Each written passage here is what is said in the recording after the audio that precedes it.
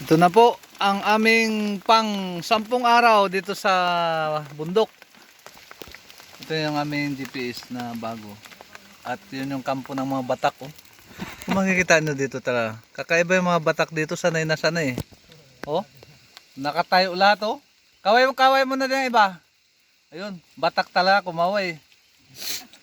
Kami dito hindi batak. Kasi kami kumakain ng may kutsara. Nakadala na kami. Si Maymay naman, kamay pa rin. Kasi nakalimot magdala ng kutsara. Matindi yung mga batak dito, malalaki na oh. Nakahubad pa rin, pero medyo malalaki talaga ang katawan eh. Kaya kakaiba talaga yung batak dito. Yun, kumukulog-kulog pa. Alam niyo naman dito sa bundok, kabundukan talaga to. Tataas ang kahoy. Oh.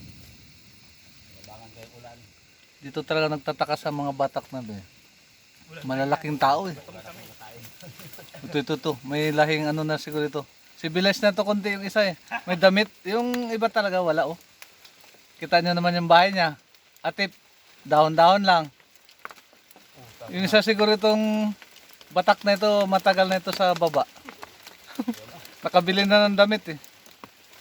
Yan na lang, malakas na ang ulan. Patayin na natin. Mamabasa cellphone natin dito sa gubat.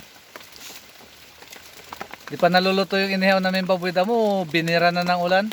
Mga ilang kilo ba yan, pre? Mga ilang kilo yung baboy damo na dali nyo? Mga ano lang yan, mga sa 15? Ah, maliit-liit, madali yan siguro maglambot. Bagal naman kasi ng apoy ni Chiptin eh. Si Chipil. Siya nakakita ng baboy damo na nasiluan. Yan kasalukuyang inuulam namin ngayon. Medyo malakas ang bulog, patayin natin muna yung cellphone natin, baka tamaan tayo dito ng kidlat.